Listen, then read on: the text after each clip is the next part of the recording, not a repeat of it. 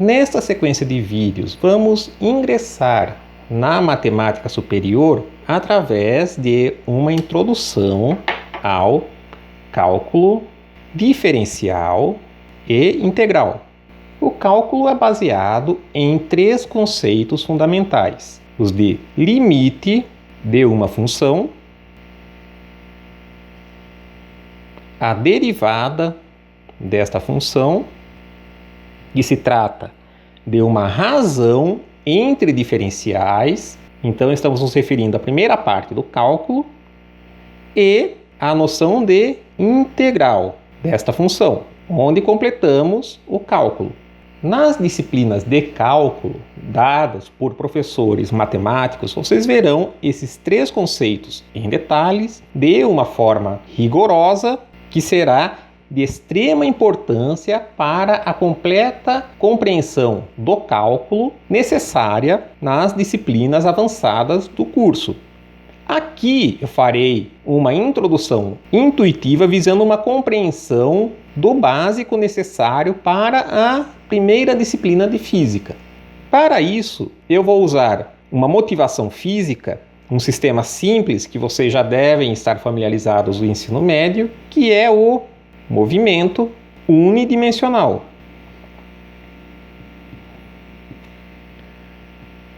Vou supor um corpo em movimento ao longo de uma única direção, que eu chamarei de x, e por estar em movimento, este corpo possui nessa direção x uma dada velocidade, que eu chamarei de v. E tanto a posição quanto a velocidade possuem independência com o tempo, que eu designarei por t. Vamos, para começar, supor um movimento que seja retilíneo e uniforme. Nós iremos analisar movimento retilíneo uniforme logo mais, quando tratarmos de cinemática, porém aqui eu usarei definições simples que vocês devem ter em mente do ensino médio. Neste caso, o x de t, ou seja, minha posição em qualquer instante, é dada pela posição inicial, x0, mais velocidade, que, por ser um movimento uniforme, é constante, vezes o tempo. Eu deveria considerar aqui também um termo constante, que é o produto da velocidade pelo t0, referente à posição inicial. Só que eu vou considerar que estamos medindo a posição a partir do zero. Portanto, nós não teremos nenhum termo constante a mais. O nosso movimento será descrito apenas por essa expressão. Note que, se eu graficar em um sistema de eixos retangulares a posição em termos do tempo, essa expressão nos fornece uma reta. O termo x0 é o nosso coeficiente linear. É o ponto em que essa reta corta o eixo x. A constante v corresponde ao nosso coeficiente angular, relacionado à inclinação da reta com relação ao eixo do tempo. Esse termo v é constante, então a inclinação da reta em qualquer ponto desta trajetória é a mesma. Se nós fizermos um gráfico da velocidade, que no nosso caso é constante, com relação ao tempo, nós teremos uma reta paralela ao eixo t, que cruza o eixo v no ponto V, dado pelo coeficiente angular aqui, e se nós considerarmos um certo tempo final, que eu chamarei de t maiúsculo, eu posso obter o quanto o meu corpo se deslocou a partir de x0, calculando a área compreendida entre a reta v e o eixo do tempo até o instante t, que é a área de um retângulo, no caso simples e calcular.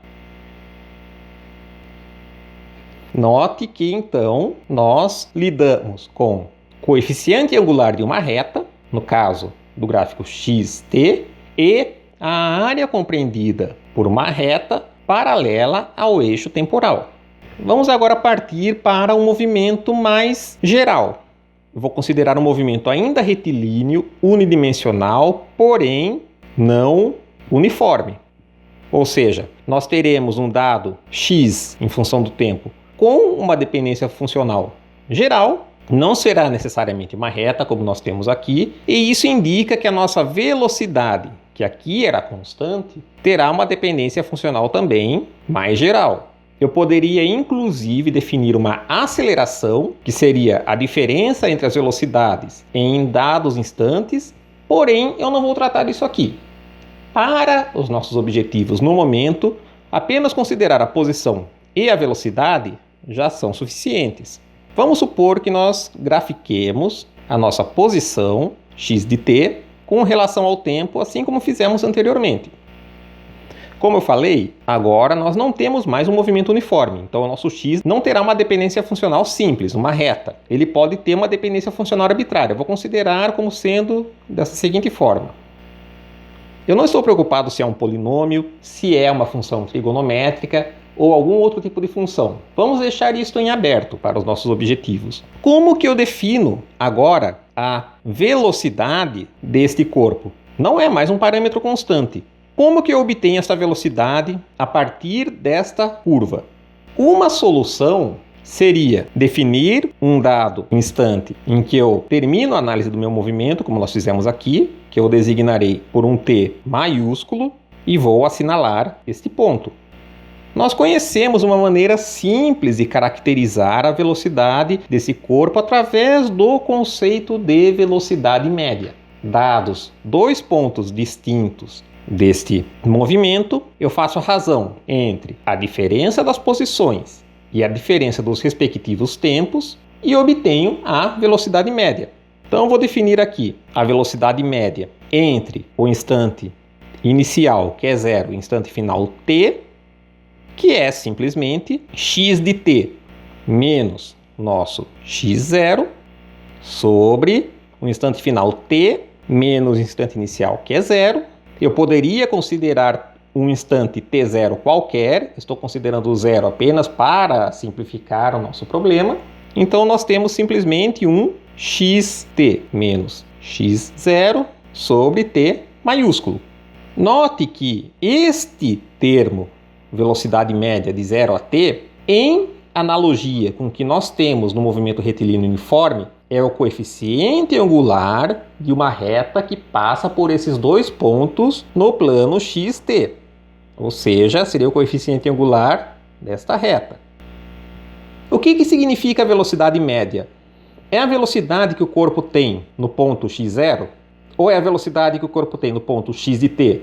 Ou ainda, é a velocidade que o corpo possui no ponto médio de sua trajetória? Nada disso. A velocidade média é aquela velocidade que, se o corpo tivesse constante durante todo o movimento, ele completaria esse deslocamento de x0 até x de t no mesmo intervalo de tempo t maiúsculo. Isto que é a velocidade média. Então, se nós graficássemos para essa nossa definição a velocidade média em função do tempo, nós teríamos uma reta paralela ao eixo temporal, cruzando o eixo das velocidades em Vm0t. Porém, note aqui que nós temos pontos em que o corpo está atrasado e está, por outro lado, adiantado. A curva está acima da reta, da posição que ele teria se percorresse esse deslocamento com a velocidade média Vm0t. Ou seja, não é uma descrição muito precisa do nosso movimento. Vamos fazer algo melhor então. Vamos fazer uma nova divisão, por um exemplo, nesse ponto que eu vou supor que seja o ponto médio do movimento, e calcular duas velocidades médias. Eu vou calcular uma velocidade média do ponto x0 até o ponto que eu acabei de assinalar, que eu vou chamar de xm maiúsculo, e aqui eu chamarei de tm maiúsculo.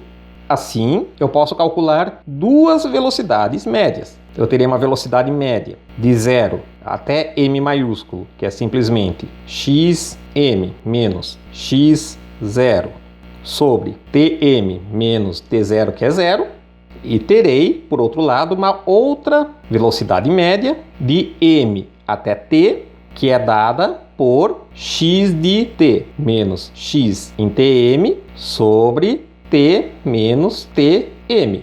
Agora nós temos duas velocidades médias que seriam, por sua vez, os coeficientes angulares das retas que cruzam esses pontos. Eu teria um coeficiente angular para esta reta e um outro para esta reta. E se eu graficasse em um sistema de eixos retangulares, nós temos então o t e o tm. Teríamos dois valores para a velocidade média. Note que quanto maior for o número de divisões do tempo que eu fizer, ou seja, maior o número de velocidades médias que eu considerar, mais precisa, mais fiel será a descrição deste movimento. E o que eu estou fazendo aqui nada mais é do que descobrir o coeficiente angular de retas. Retas que cortam dois pontos sobre essa curva.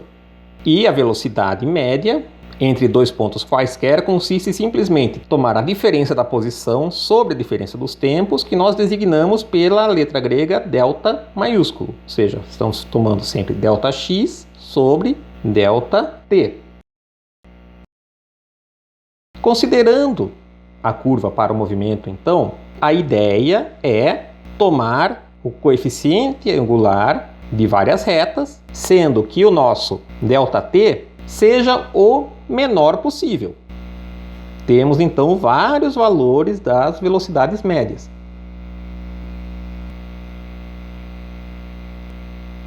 Qual seria o valor ideal para essa diferença de tempo, esse nosso ΔT? Seria simplesmente o zero. Quando nós teríamos num gráfico de x e t uma reta correspondente a uma diferença temporal tal que faz com que ela seja tangente à nossa curva x e t em um único ponto apenas. Então, se aqui nós estamos considerando dois pontos com um ΔT finito, aqui nós estamos considerando que o nosso ΔT tende a zero. Assim, nós temos agora uma velocidade média que corresponde, pela sua definição, a um certo ΔX sobre ΔT, porém, ela não é mais rigorosamente uma velocidade média. Como ela tangencia a curva x em um único ponto correspondente a t, é uma velocidade instantânea, que nós chamaremos simplesmente por v. Ela é obtida quando nós tomamos o limite do nosso intervalo de tempo ΔT tendendo a zero. Nem sempre esse limite existe, porém, quando for possível definir esse limite, esta será a nossa velocidade instantânea. E ela é uma velocidade diferente em cada ponto. E agora sim eu tenho uma descrição precisa do nosso movimento em uma curva v por t. Agora eu sei qual que é a velocidade do meu corpo em cada instante t. Se eu quero saber qual que era a velocidade em um segundo, eu não dependo mais da velocidade média entre, por um exemplo, 0 e 2 segundos. Eu tenho um valor numérico referente apenas àquele tempo em particular. E dessa forma eu não tenho mais uma sucessão de retas paralelas ao eixo temporal que corresponderiam às velocidades médias finitas. Eu tenho uma curva contínua, feita pela soma de vários pontos referentes à velocidade instantânea. Nós estamos lidando com o limite para encontrar o coeficiente angular de uma reta que é tangente a uma dada curva em um dado ponto. Este v é um v de tempo. Esse coeficiente angular será diferente para cada ponto da minha curva x de t. Este processo de encontrar o coeficiente angular de uma reta tangente a uma curva em um único ponto é o que chamamos de cálculo diferencial. E nós chamamos esse limite do denominador tendendo a zero de uma razão entre variáveis dependentes, ou seja, nós não temos aqui simplesmente um x que assume valores quaisquer e um t, nós temos um x que é função de t. Nós dizemos que essa é a derivada da função x e nós chamamos de dx dt. Nós partimos de um delta que é finito, ou seja, pegávamos dois pontos afastados por uma distância suficientemente grande, finita, designada pelo delta, e passamos para uma distância infinitesimal, que nós designamos por um d. Aqui nós estamos designando algo que é diferencial. É um infinitésimo. E agora, assim como nós tínhamos visto no movimento unidimensional, se eu tomar a área compreendida entre a curva da velocidade e o eixo temporal da origem até o instante t maiúsculo, eu obtenho o deslocamento deste corpo neste intervalo de tempo. Como que eu vou calcular a área de uma curva que é totalmente irregular, arbitrária? No movimento retilíneo uniforme, bastava calcular a área de um retângulo. Vamos agora ao problema de determinar a distância percorrida pelo corpo, a distância total. O que acontece se eu tenho uma dependência funcional arbitrária de v com t, como eu estou considerando aqui, no movimento não uniforme? Eu poderia considerar a área de todo este retângulo, onde aqui eu tenho v no instante final. Se eu fizer isso, veja que eu estarei cometendo um erro correspondente a esta área que não é compreendida pela curva da velocidade e o eixo temporal. Eu estarei calculando um deslocamento em excesso.